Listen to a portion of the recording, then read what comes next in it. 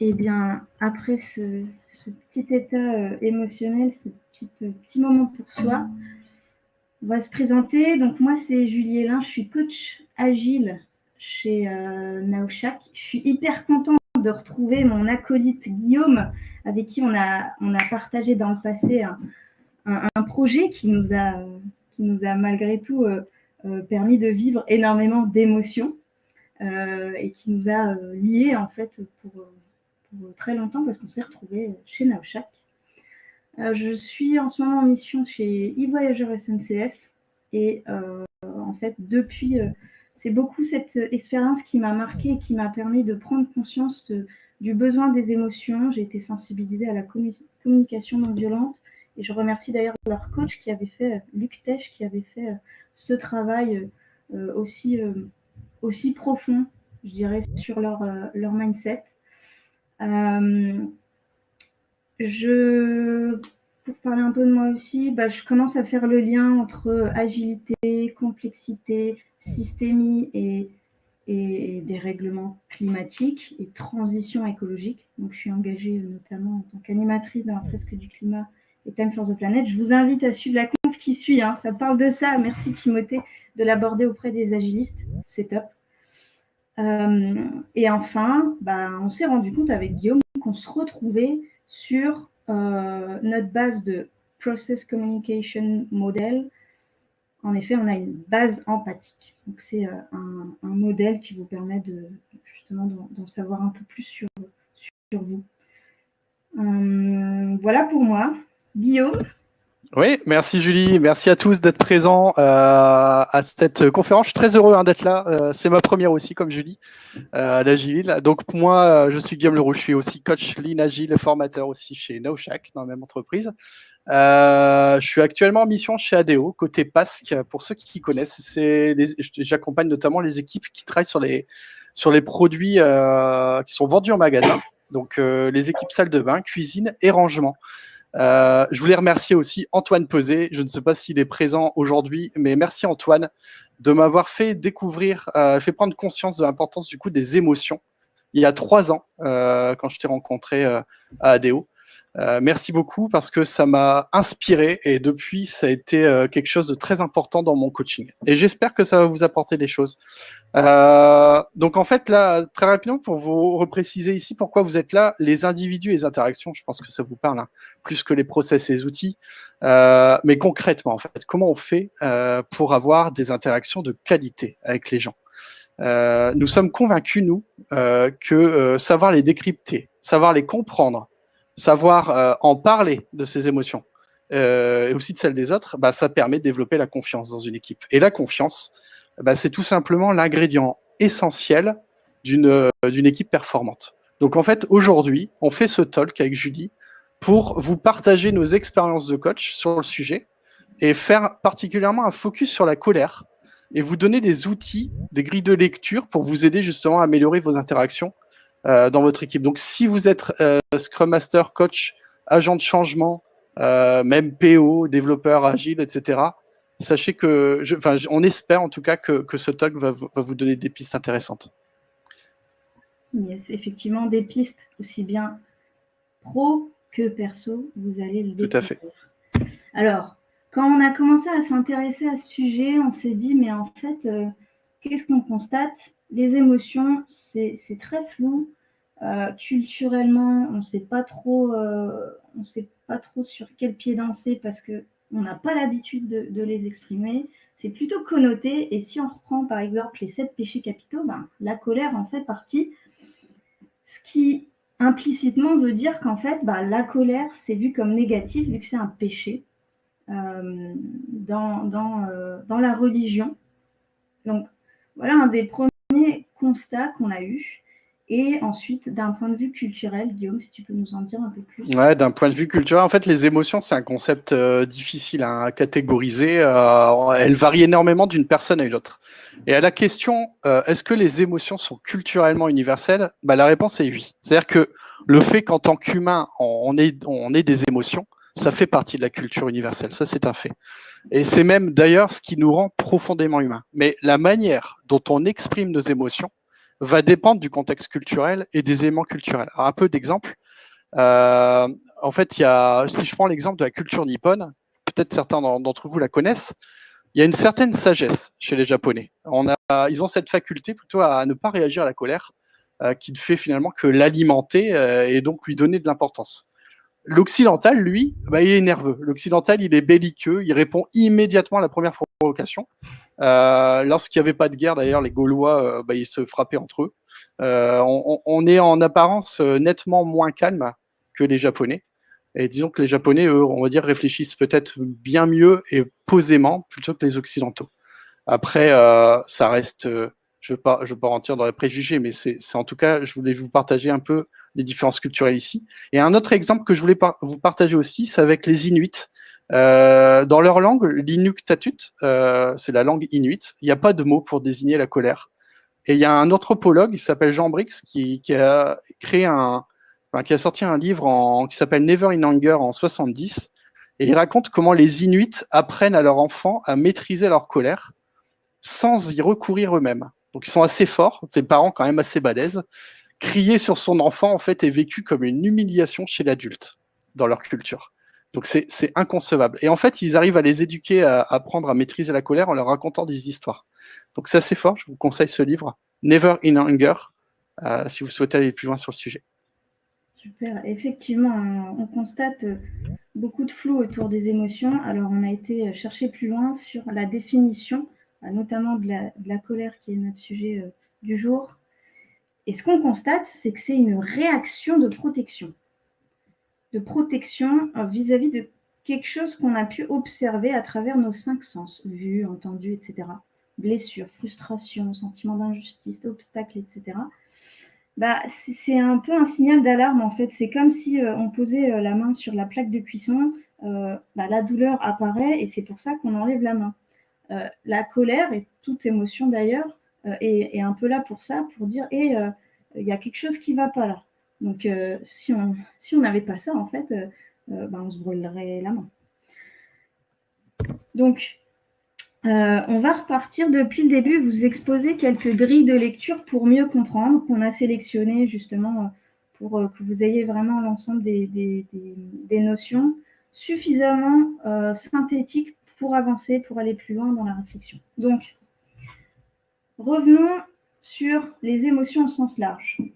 On a 2 catégories d'émotions. Soit on est dans le confort, et là, on est dans de la joie, soit on est dans de l'inconfort, et là, donc c'est un peu ce que vous retrouviez dans la roue des émotions au cœur, c'était, donc là, il y en avait combien? 5. Nous, on n'en a mis que 3, mais c'est peur, colère, tristesse, il y a aussi effectivement dégoût, surprise, et l'idée, c'est que quand on est dans l'inconfort, en tant qu'être humain, notre réflexe, c'est de vouloir revenir dans le confort. Et ça, avoir conscience de ça, avoir connaissance de ça, c'est la base pour synthétiser ce qui se passe au niveau de la communication non violente. Alors, attention, on est des êtres vivants, des êtres humains, des êtres vivants complexes. Donc, quand on ressent quelque chose, il n'y a pas forcément qu'une seule émotion, ça peut être des sous-émotions, qui se cachent derrière la colère, la tristesse, la peur, la joie, etc. Mais ça permet au moins de se dire, ok, je suis dans le confort ou dans l'inconfort. Notre cher Marshall Rosenberg, qui est l'inventeur de la communication non violente, était dans la psychologie, et lui a voulu synthétiser et trouver un outil qui permette à tout à chacun de s'approprier toutes ces notions. Et son processus de communication non violente, sur lequel il base énormément de choses, il y a des lectures à ce sujet-là, ça s'appelle l'OSBD. D'abord, on va observer. Donc, je vais vous donner un exemple, il faut le lire de haut en bas. Hier soir, il y a Guillaume qui m'envoie un mail, qui me dit, voilà, j'ai fini les slides à 1h du mat'. Et voilà, j'ai observé son mail, et là, j'ai ressenti une gêne, j'étais dans l'inconfort, donc sentiment. plutôt que de réagir à chaud, en fait, et de me dire, ouais, mais pourquoi tu as fait tout ça et tout, ça aurait pu être autre chose hein, comme réaction. Bah là, je suis allée chercher le besoin qui était en moi. Et en fait, ce qui se passe, c'est quand on est dans de l'inconfort, on a un besoin qui n'est pas nourri. Les besoins sont universels. Il y a une liste de besoins que je vous conseille d'aller voir. Vous les trouverez partout hein, sur Internet. Il y a même des cartes qui existent à ce sujet. Le site Apprenti Girafe est pas mal pour ça. Et en fait, là, j'ai ressenti, par exemple, un besoin de contribution. Je me suis dit, ouais, il a fait tout ce taf. Et ben, du coup, je suis allée dans la demande et je lui ai dit, Guillaume, est-ce que tu as besoin d'aide? Et du coup, ça m'a permis de combler mon besoin de contribution et de retourner, on va dire, dans un sentiment un peu plus confortable. Et si on regarde le mot émotion, étymologiquement, ça veut dire mettre en mouvement. Ça veut dire que sur base de ce signal d'alarme, on va faire une demande en passant par le besoin. On va se mettre en mouvement de façon imagée ou au sens propre, évidemment. Qu'est-ce qui peut se passer quand on ressent de la colère? Bah, en fait, c'est ce que je disais un peu dans mon exemple, on pourrait très bien réagir à chaud. Et quand on a une réaction à chaud, ben, tout de suite on ressent de la colère, on va s'exprimer, on va exprimer notre colère. Et parfois, ça peut faire des dégâts. Je ne dis pas qu'il ne faut pas le faire, je dis qu'il peut y avoir une réaction à chaud parce qu'on n'a pas conscientisé ce sentiment et qu'on n'est pas allé chercher le besoin qui n'était pas nourri en nous et une demande un peu plus travaillée, on va dire. Je m'explique sur la réaction à chaud. Imaginons, voilà, je me mets en colère contre quelqu'un. J'ai une réaction à chaud. Cette personne, elle ne comprend pas, elle se met en colère à son tour, soit envers moi, soit envers quelqu'un d'autre. Et ainsi de suite. C'est une réaction en chaîne qu'on a imagée par les dominos. Sauf que si on arrive justement à utiliser ce processus d'OSBD, on devient alors résilient. Et là, on se dit, OK, il y a de la colère en moi ou envers cette personne qui s'exprime, quel est son besoin derrière? Est-ce qu'il n'y a pas quelque chose d'autre? Et là, du coup, on stoppe cette réaction en chaîne grâce à la résilience. La résilience, pour rappel, c'est vraiment la capacité à encaisser les chocs. Un autre aspect qu'on peut aussi prendre en compte dans toutes ces grilles de lecture des émotions, c'est que tout le monde a ce qu'on appelle un ego. C'est comme ça, c'est en nous. Ça peut être bien, ça peut être, on va dire, moins bien. J'ai bien aimé la définition que j'ai trouvée dans le livre « L'entraide, l'autre loi de la jungle » de Pablo Servigne et Gauthier Chapelle, que je vous conseille fortement. En fait, l'ego, d'après eux, c'est le résultat de blessures narcissiques non intégrées que nous cherchons à faire réparer par les autres. Donc l'ego peut aussi amplifier cette réaction en chaîne. L'ego, c'est un petit peu une carapace qu'on a qui peut apparaître très jeune. Et du coup, cette carapace-là, l'idée, c'est d'en être conscient et pourquoi pas la temporiser pour continuer à aller dans ce processus d'OSBD de besoin. Un autre facteur qui peut venir influencer notre colère, nos émotions, etc., c'est le stress. Donc, il y a une approche qui est intéressante pour savoir si on n'est pas sous stress, c'est l'approche ciné. En gros, si on a au moins un de ces facteurs qui est réuni, on peut être sous stress, donc absence de contrôle, imprévisibilité, caractère de nouveauté ou atteinte à l'ego. Quand on nous a annoncé le confinement, clairement, on était dans au moins 3 sur 4. Absence de contrôle, imprévisibilité et caractère de nouveauté. Même ma grand-mère n'avait jamais vécu ça, quoi. Et en général, comment on y réagit de façon, notre comportement, c'est soit la fuite, mais voilà, la fuite, on ne peut pas toujours fuir. C'est pas forcément bon, ça dépend évidemment de la situation. Mais en général, ça, c'est pas une solution pérenne. Soit l'inhibition, ça veut dire que on fait comme si on n'avait rien vu. Et du coup, c'est pas bon non plus parce qu'on se met en mode cocotte minute. Soit la lutte. Et du coup, la lutte, ça reboucle avec est-ce que je réagis de façon impulsive, une réaction à chaud, ou est-ce que je lutte de façon mesurée et avec une communication assertive. Donc on y reviendra plus tard sur cette communication assertive. Alors, pour vous expliquer un peu l'iceberg de la colère ici que vous voyez, je vais vous raconter un peu une histoire qui va peut-être vous parler si vous avez vécu un peu la même chose. Imaginez, notre PO Pierre arrive au délit. Il est en retard et puis il est très très en colère. En fait, tout le monde ressent sa colère, clairement. Il est anxieux, il manque de respect à un membre de l'équipe et quelqu'un lui parle même d'un atelier qui est super content de faire cet après-midi. Et en fait, il lui répond en le regardant dans les yeux, franchement, ton truc, ça m'intéresse pas, c'est vraiment pas ma priorité aujourd'hui.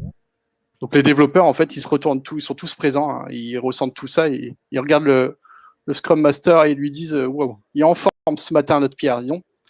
Alors, résultat, tout le monde va parler de cet événement. Ça va devenir le sujet de conversation numéro 1 des gens toute la matinée. Et là, franchement, en tant que Scrum Master, en tant que coach, c'est très important de creuser la véritable émotion qui se cache derrière ce qu'on a tous vu, la colère de Pierre. Autrement, ça va impacter la performance de l'équipe, mais sur toute la journée. Alors, remontons un peu en arrière dans la journée de Pierre, en fait, pour essayer de comprendre ce qui se passe. Parce que là, on a vu la partie émergée de l'iceberg. Et si on remonte un peu en arrière, en fait, on se rend compte qu'en vérité, sa colère, elle est due simplement à une accumulation de choses. Ce qu'il faut savoir en réalité, c'est qu'il a été dans un bouchon pendant 1 heure ce matin, alors qu'il est parti volontairement tôt pour pouvoir arriver bien en avance au boulot et travailler sur des choses importantes avant le délit. Au final, il arrive en retard au délit. En plus, il s'est frité avec un automobiliste au moment où il s'est garé, donc l'automobiliste l'a accroché sur le parking, et en plus, il s'est disputé avec sa femme au téléphone quand il a voulu lui expliquer tout ça. Finalement, le délit, il arrive, c'est un peu le cadet de ses soucis, sincèrement. Il n'est pas trop dans la coopération aujourd'hui. Et nous, l'équipe, en fait, ce qu'on a vu, c'est vraiment la colère. Et les véritables sentiments, les véritables sentiments qu'il ressent, c'est pas de la colère, en fait. C'est de l'agacement que sa femme n'a pas pris le temps d'écouter quand il en avait besoin. C'est de la contrariété, de l'inquiétude, parce qu'en fait, il n'a pas pu faire de constat. Et du coup, il a peur de recevoir un malus. Et puis aussi, il est contrarié parce qu'il n'a pas pu travailler sur les choses importantes ce matin. Donc voilà, tout ça pour vous dire que finalement, si on creuse un peu, c'est pas forcément l'émotion qu'on voit apparaître qui est la bonne. Et quand on arrive à comprendre ça en tant que coach et qu'on arrive à poser les bonnes questions, qu'il y a un sentiment de confiance, une relation de confiance avec les collaborateurs, en fait, on arrive à parler pour justement comprendre ce qui se passe et du coup détecter vraiment le besoin qu'il y a derrière cette émotion. Alors, si on prend la courbe du deuil pour faire le lien avec l'iceberg de la colère qu'on vient de voir, on retrouve ici les émotions dans la courbe de deuil. Hein. C'est intéressant de voir d'ailleurs que les étapes qu'on voit dans la courbe de deuil sont un peu les mêmes que celles qu'on voit dans la courbe du changement.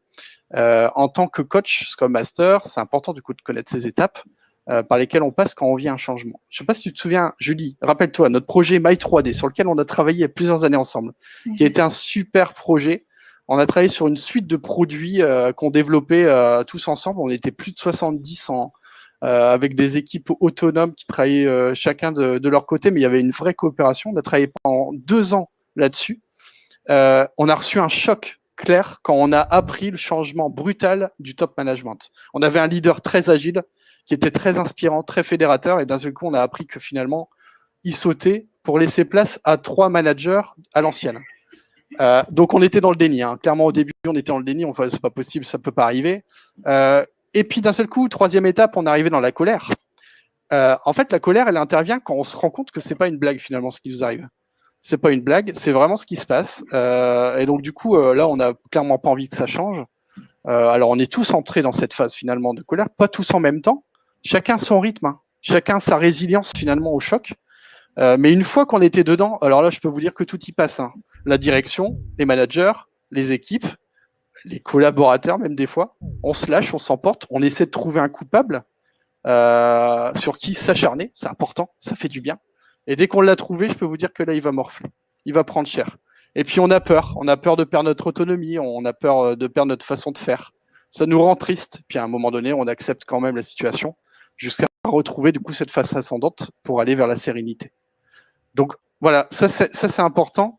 Je pense, Julie, qu'on aurait pu agir différemment, qu'on aurait pu mieux vivre la situation si on avait conscience de tout ça, des émotions à ce moment-là.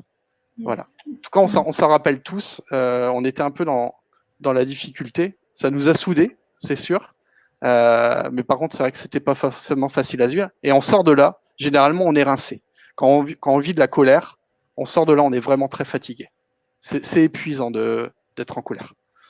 Alors, je voudrais vous faire part quand même d'une soft skill, d'une compétence douce, comme on dit, qui est l'assertivité. Je ne sais pas si certains connaissent ça, mais en fait, je trouve que l'assertivité, c'est l'affirmation de soi, en fait. Hein, je vais vous expliquer un peu tout ça. C'est vraiment quelque chose de très intéressant pour pouvoir se développer personnellement et professionnellement. En fait, on a un dicton, on a un slogan qu'on a coutume d'utiliser dans le coaching qui dit qu'on n'est ni hérisson, ni paillasson, mais on travaille à l'unisson. En fait, finalement, l'assertivité, c'est réussir à éviter 3 comportements à effet négatif que sont l'agression, donc qui est symbolisée ici par l'hérisson, la soumission, symbolisée ici par le paillasson, et la manipulation, qu'on ne voit pas sur l'image, mais en tout cas, c'est le 3e comportement qu'on essaie d'éviter. Le but, vraiment, c'est de réussir à éviter ces effets, tout simplement, pour pouvoir à réussir à s'affirmer. Alors, c'est important, dans le haut de OSBD, Julie en a parlé de l'observation. C'est important ici d'observer des faits. Hein, quelqu'un arrive en retard, tu arrives en retard mardi et jeudi cette semaine. Bah, ça, c'est un fait. Je veux dire, on peut pas le nier. On peut pas réfuter quoi. C'est ce qui s'est passé. C'est différent de l'opinion. Hein. L'opinion jugement, là, directement, on met une interprétation sur l'observation. Et là, le mot qui est un peu gênant dans la formulation qu'on voit, c'est toujours. Tu es toujours en retard. C'est peut-être un peu exagéré de dire ça. Et on a aussi le sentiment, où là, le sentiment, c'est plutôt exprimer finalement ce qu'on ressent quand la personne est en retard. Ton retard me stresse parce que j'ai peur, en fait, que ça nous fasse perdre du temps. J'ai peur qu'on n'arrive pas à sortir les choses à temps, etc. Donc ça, c'est important pour vous de bien réussir à distinguer, d'être beaucoup plus sur les faits et sur les sentiments et d'éviter, du coup, d'être dans les opinions et les jugements qui peuvent être un peu blessants pour certaines personnes. Peut-être qu'avec d'autres, ça passe très facilement parce que vous avez une relation de confiance avec eux. Mais en tout cas, ça, c'est important à prendre en compte.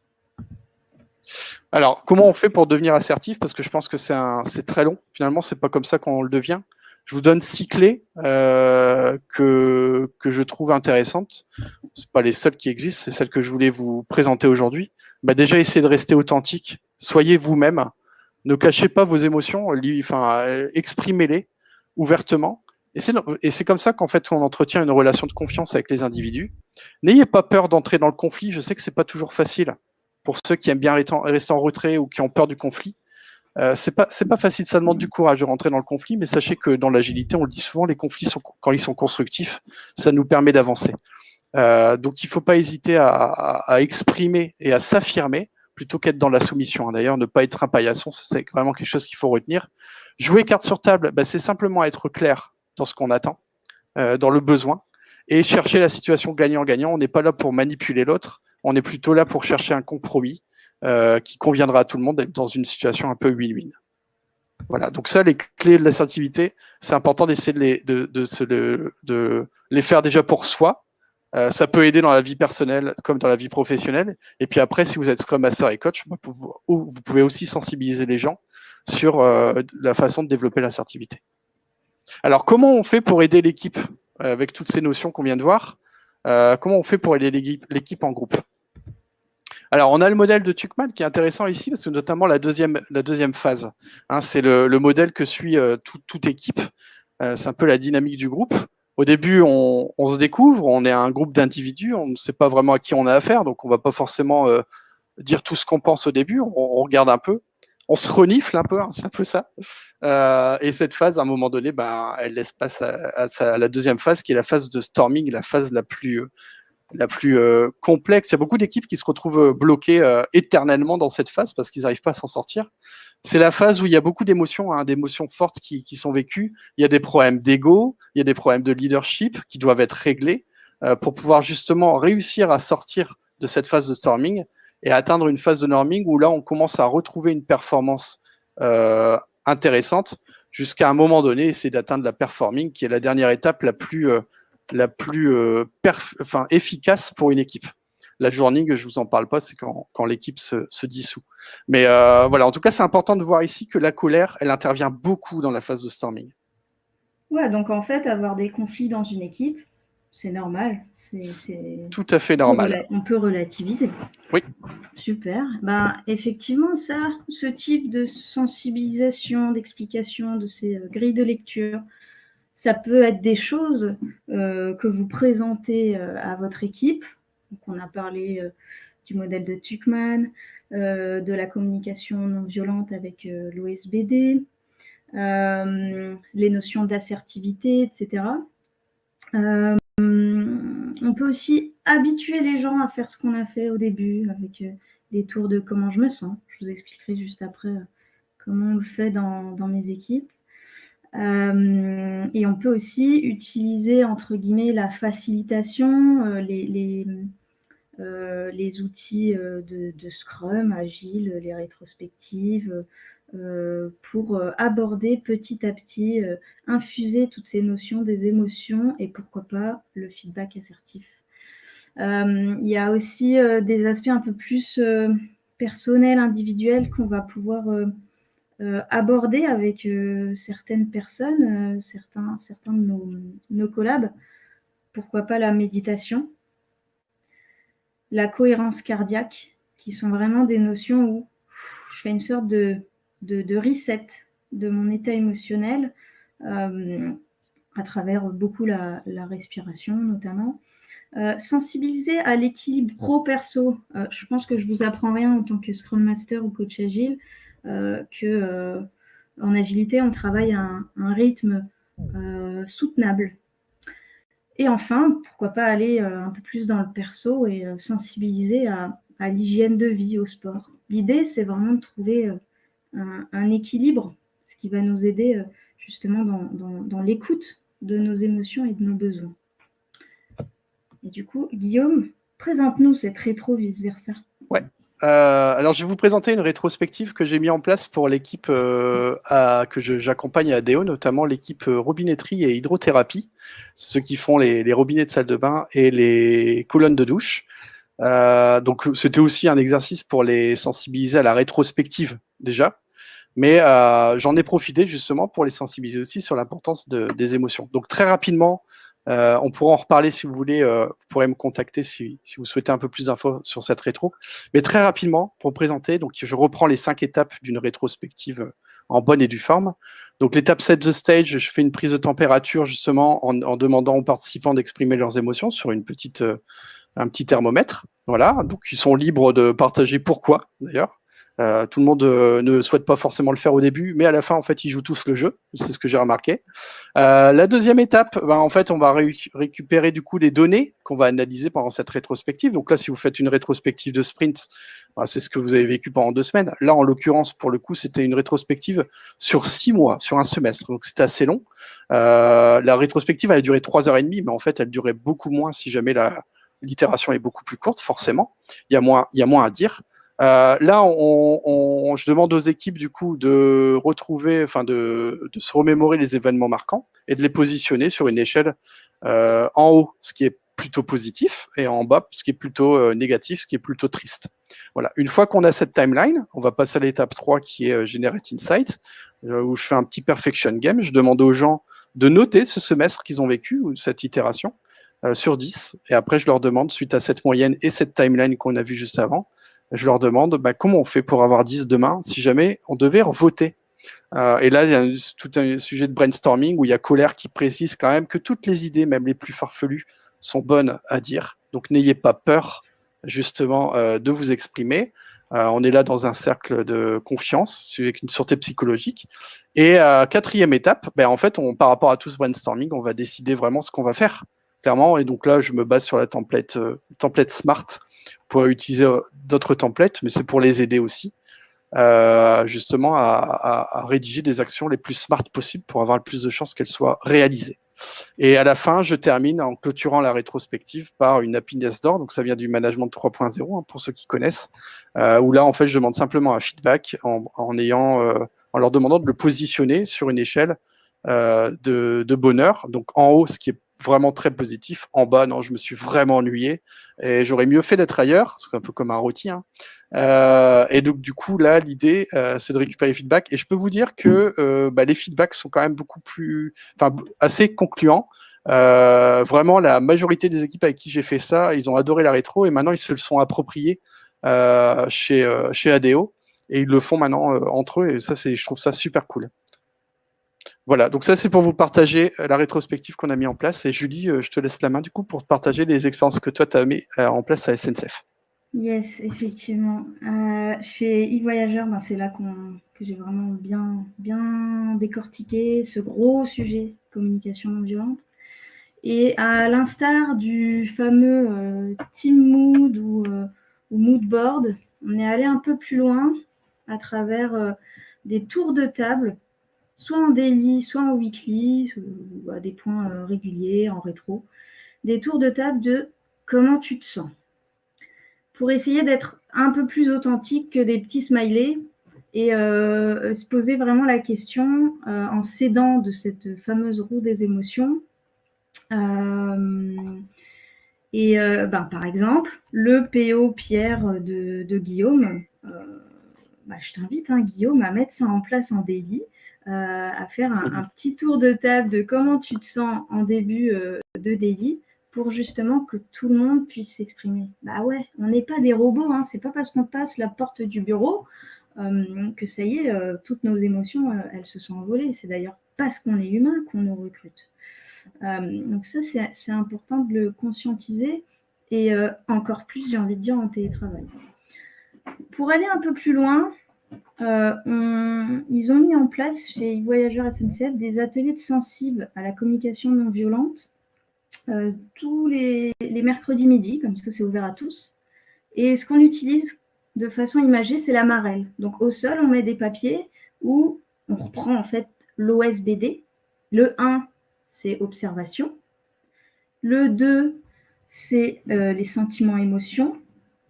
Le 3, c'est, si vous avez bien suivi, les besoins. Et 4 et 5, et après on s'arrête là, c'est soit on fait une demande à nous-mêmes, soit on fait une demande extérieure. Le fait de le matérialiser, ça permet de bien faire prendre conscience aux gens. Alors, au début, c'est difficile, c'est des sujets très sensibles. Comme on le disait, culturellement, ce n'est pas quelque chose qu'on fait et libre à chacun de venir ou pas. Mais en tout cas, c'est comme ça qu'on initie chaque personne à travers cette marelle. Et enfin, un dernier partage que je voulais vous faire, c'est dans une de mes équipes.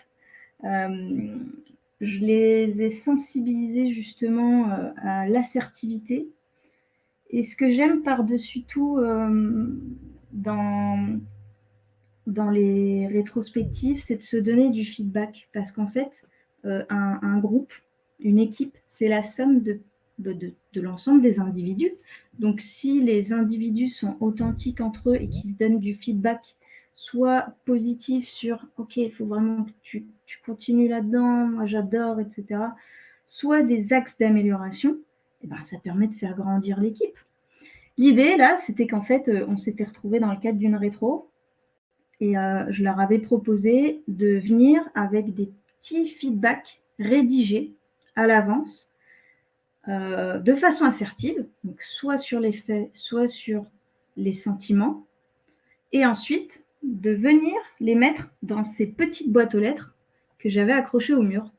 Donc, voilà, Saïd, Thierry, ils sont arrivés à la rétro et tout le monde a mis ses petits papiers. Et à la fin de la rétro, ils avaient le choix soit de lire leur petit papier en live, soit de le garder pour eux et de le lire un peu plus tard. Et ça, Ouais. Et dans la même veine, excuse-moi Julie, je voulais vas-y. partager autre chose également. Dans la même veine que le feedback assertif, je peux vous partager aussi un atelier que j'avais mis en place. On avait fait un sprint de 2 jours, exceptionnellement, pour vraiment carburer sur, et puis expliquer aussi un peu tous les concepts du sprint et de l'itération. On a mis en place ça, on a organisé ça, et en fait, la veille de l'atelier, enfin la veille du sprint, il y a quelqu'un qui a reçu un mail un peu glaçant, un peu incendiaire, qui l'a vraiment mis dans une mauvaise posture, et c'était vraiment gênant parce qu'en fait, elle s'est été sentie trahie par quelqu'un de l'équipe, et on était censé se retrouver le lendemain pour travailler en collaboration. Donc moi, ça me paraissait compliqué de travailler dans une relation de confiance à ce niveau-là. Et ce que j'ai fait, c'est qu'au tout début de l'atelier, au tout début du sprint de 2 jours, j'aurais demandé de faire, de se retrouver en binôme. Donc j'ai volontairement décidé qui serait en binôme, et je les ai mis les deux qui s'étaient un peu frités en binôme. Et l'idée, c'était de leur demander de me vendre, enfin, m'en vendre, entre guillemets, c'est pas vraiment le bon mot, mais en tout cas, de trouver des appréciations, des compliments qui pourraient me donner envie, moi, de travailler avec la personne qui est en train d'être présentée. Donc, en fait, pendant 10 minutes, ils se retrouvent en binôme pour parler un peu ensemble, et ils doivent trouver les mots pour pouvoir justement mettre en avant chaque personne.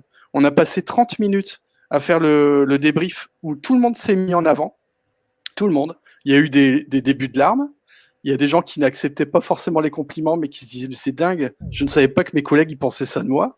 Et en fait, ça a mis tout le monde dans une super énergie, mais vraiment, pour le sprint de 2 jours. Et en fait, on a vraiment passé un très bon moment, on a vraiment bien collaboré pendant ces 2 jours. Et j'ai l'impression quand même que cet atelier y a été pour quelque chose. Et heureusement que j'ai réussi à détecter du coup ce conflit avant, parce que si j'avais juste fait un petit energizer basique, sans parler des émotions, ça aurait peut-être été compliqué. Yes, effectivement, moi j'étais plus partie sur des feedbacks à l'écrit. Voilà, c'est un peu la perception du coach, hein, c'est subjectif. Je me sentais pas de faire quelque chose à l'oral. Surtout que je voulais aborder des choses pas forcément positives, mais aussi des axes d'amélioration. Guillaume est parti sur quelque chose de à l'oral, parce qu'il sentait que ça pouvait donner une bonne énergie pour son sprint de 2 jours. C'est super. Maintenant qu'on a un peu des billes là sur comment aider l'équipe en groupe, de façon préventive et un peu même curative, comment on peut aider en tant que coach un individu. Donc, du coaching, pour le coup, très individuel. Déjà, il faut se poser la question, est-ce que, en tant que coach, on est tous humains, donc on ressent tous des émotions, on ressent tous des choses, est-ce que mon verre est suffisamment vide pour pouvoir accueillir des émotions de quelqu'un? Est-ce que je serai suffisamment dans une écoute empathique pour quelqu'un? Il faut le lire de haut en bas. Si je commence à être beaucoup trop avec un verre rempli de chacal, bah, c'est pas bon. C'est pas bon. Ma girafe, qui est vraiment le symbole de la prise de conscience de tout ça, de l'image de, on va dire, la CNV parfaite, va se retrouver submergée, et donc je vais me retrouver submergée par mes émotions. Je vais pas réussir à coacher correctement la personne. Ça se trouve, m'énerver. On va repartir tous les deux énervés, et on aura tout gagné. Donc ça, c'est important de se poser cette question avant de démarrer. Ensuite, maintenant que j'ai toutes les clés là pour pouvoir aider quelqu'un, parce que j'ai conscience de l'OSBD, j'ai conscience de l'ego, de la résilience, du stress, j'ai conscience de l'iceberg et de la courbe du deuil. Et bien, toutes ces grilles de lecture vont me permettre en fait d'aider quelqu'un dans l'équipe à parcourir, je vais faciliter en fait le parcours vers l'OSBD de cette personne. Donc, première chose, premier objectif en fait, en tant que coach, c'est déjà de faire nommer l'émotion racine ressentie par cette personne. Donc ça peut passer par des questions du genre j'ai l'impression que tu es en colère. C'est une affirmation auquel il peut répondre oui et aller creuser, etc. Ça peut être des questions, parce que j'ai conscience de toutes ces grilles de lecture, comme tu te sens stressé en ce moment ou de quoi as-tu peur? Quelque chose te rend triste? Parce que ça se trouve, en dessous de la colère, si on creuse un peu, c'est plus de la peur, voire de la tristesse. Voilà, ça c'est déjà, le faire nommer son émotion, c'est hyper important. Ensuite, une fois que c'est fait, et si on sent que la personne est réceptive et qu'on ne va pas aller trop loin, voilà, c'est toujours un peu délicat, c'est d'aller à l'étape suivante, le besoin. Donc, on peut poser des questions, toujours questions ouvertes en coaching. Qu'est-ce qui pourrait faire que tu te sentes mieux? Qu'est-ce qui pourrait faire que tu n'aies plus peur, que tu ne sois plus triste? Donc voilà, ça c'est vraiment des billes de questionnement qui peuvent nous aider en tant que coach à bien comprendre le besoin de chaque individu.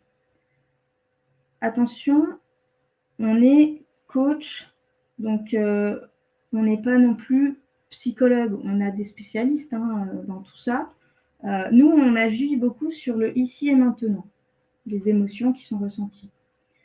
S'il y a des choses qui viennent du passé ou qui sont un peu plus complexes, si ce n'est pas de notre ressort, attention, petite mise en garde, autant ne pas se prendre pour ce qu'on n'est pas et pourquoi pas rediriger vers des spécialistes. Mais avant de maîtriser tout ça, parce que là, c'est des notions qu'on vous, entre guillemets, bombarde, parce que c'est vraiment des grilles de lecture hyper pertinentes pour commencer à entrer dans ce sujet, c'est vraiment de pratiquer l'auto-empathie. Là, vous allez sortir de cette conf. Ce qu'on vous invite à faire, c'est à être alerte et à prendre conscience de tout ça. Imaginons, hop, vous sortez, vous ressentez une émotion forte. Stop, ok. Qu'est-ce qui se passe en moi là? Est-ce que c'est de la colère? Est-ce que c'est de la peur? Est-ce que c'est de la tristesse? Est-ce que je ressens du stress? Qu'est-ce que j'ai vécu dernièrement? Observation, sentiment, qu'est-ce qui s'est passé? Qu'en est-il de mon ego? Qu'en est-il de cette carapace? Alors, au début, c'est pas évident. C'est pas évident de cerner ce genre de choses. Mais voilà, au moins, on sait que ça existe. Une fois qu'on a identifié ces émotions-là, là, on peut, par exemple, reprendre une liste des besoins. Moi, pendant très longtemps, j'avais une liste des besoins sur mon téléphone. Et du coup, je lisais cette liste en me disant, c'est quoi là ce qui me gratte? C'est quoi ce qui me manque au niveau de mes besoins? Une fois que c'est identifié, et déjà bravo pour ce cheminement parce que c'est très complexe, on peut se faire une demande, soit envers quelqu'un d'autre, soit à soi-même. Donc là, voilà, un exemple de liste de besoins qu'on peut utiliser. On arrive à la clôture de Stoke, en tout cas de notre partie de présentation. Merci de votre écoute active. Merci à tous de votre écoute. Sincèrement, ça a été un plaisir pour nous de vous partager tout ça. Nous espérons vraiment que tout ça, ça vous sera utile ou que ça vous inspire à en découvrir plus. Retenez simplement, du coup, qu'en tant que Scrum Master, en tant que coach ou agent de changement, les émotions, en fait, c'est un sujet qu'il ne faut pas négliger si vous voulez justement réussir à améliorer les interactions des gens, d'une équipe, et du coup à la rendre plus performante. Alors, comme vous avez vu, il existe toute une panoplie d'outils, de méthodes, des pratiques, des moyens, etc. pour tout ça. On a montré ceux que nous, on a trouvé utiles.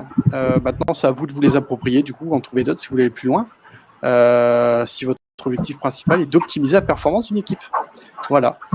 Donc, n'hésitez pas à nous laisser un feedback sur le rôti. On en sera ravis. Oui. D'ailleurs, je vous envoie le lien dans le chat. OK. Comme ça, vous pouvez y aller. Alors, il reste moins de 10 minutes pour les questions. Je vous propose de passer rapidement dessus. Alors, on avait une question de Léo sur c'est quoi une blessure narcissique? Blessure narcissique, c'est très psychologique hein, comme terme. Et du coup, c'est pour ça que c'est pas évident. Hein. Et c'est pour ça que limite, l'ego, j'ai envie de dire, c'est notre limite. Hein. C'est la limite entre la psychologie et nous, en tant que coach, ce qu'on peut faire, c'est que souvent, c'est des choses qui interviennent dans notre passé, qui sont intervenues dans notre passé, des blessures narcissiques, et qui font qu'aujourd'hui, Ouais, en fait, c'est c'est quelque chose qui a atteint notre estime. À un moment donné, du coup, on peut considérer ça comme une blessure qui a touché l'ego. Mais des fois, on n'en a pas conscience, en fait. Hein. C'est quelque chose qui nous est arrivé, mais on s'en rappelle pas. On sait pas. Enfin, si on fait pas une psychanalyse ou quoi, je ne sais pas. C'est pas à nous non plus de leur faire prendre conscience de ça, mais en tout cas, c'est bien quelque chose qui a blessé notre ego et notre estime de nous-mêmes. Ok. Ensuite, on avait Guépi qui demandait comment vous proposez un atelier de méditation cohérence cardiaque à une équipe qui a un objectif de production. Un objectif de production. Alors déjà, moi, je ne vais pas proposer naturellement quelque chose parce que ça a marché pour une équipe. Je ne vais pas forcément la proposer à une autre équipe. Je vais faire vraiment très attention justement à qui se trouve dans l'équipe. Est-ce qu'ils ont envie d'essayer ce genre de pratique? Parce que la cohérence cardiaque, pour ceux qui ne connaissent pas, c'est des exercices de respiration pour pouvoir calmer, développer des ondes dans le cerveau, pour pouvoir, c'est les ondes θ, pour pouvoir justement développer une certaine sérénité et donc du coup être un peu plus calme. Si les gens ne se sentent pas forcément concernés par ce type d'atelier, moi, je ne vais pas l'imposer. En revanche, ce qu'on peut faire, c'est proposer des ateliers découvertes entre midi et 2, par exemple, atelier méditation, atelier cohérence cardiaque. Et là, j'ai envie de dire, tous ceux qui sont intéressés par le sujet, ils peuvent venir découvrir. Justement, sur le même sujet, méditer, faire de la cohérence cardiaque au boulot, on a Léo aussi qui demande si c'est pas un signe d'une ambiance malsaine, justement. Alors, je comprends pas la question. Alors, est-ce que le fait d'en avoir besoin, est-ce que le fait d'avoir besoin de méditer, faire de la cohérence cardiaque au boulot n'est pas un signe d'une ambiance malsaine?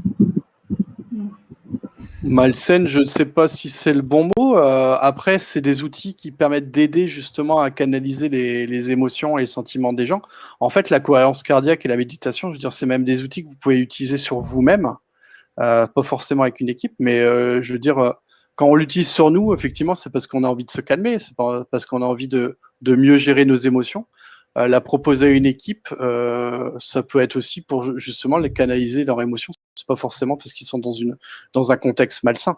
D'ailleurs, je ne sais même pas si ça marcherait s'ils étaient vraiment dans un contexte malsain de faire ça. Je sais pas. Culturellement, oui, chez nous, ça peut être connoté comme ça a été posé, hein, mais allons dans la culture asiatique, en Thaïlande, où ils pratiquent beaucoup la méditation, le yoga, etc. C'est normal, en fait, de faire ça pour eux. C'est limite la normalité, même si j'aime pas ce mot. Mais justement, c'est inviter aussi à penser autrement. C'est une pratique saine d'introspection, hein, de toute façon. Et ça, je recommanderais à tout le monde d'essayer au moins une fois pour voir si ça peut être utile, ça fait du bien. Essayez d'abord sur vous-même, d'ailleurs, avant de chercher à proposer forcément à l'équipe, pour voir c'est plus facile pour vous après d'en parler, quand vous l'avez expérimenté. On avait une question, est-ce qu'on peut avoir le lien du Miro sur la rétro vice-versa, et une question qui en découle, c'est en quoi cette rétro vice-versa développe plus les émotions qu'une autre rétro?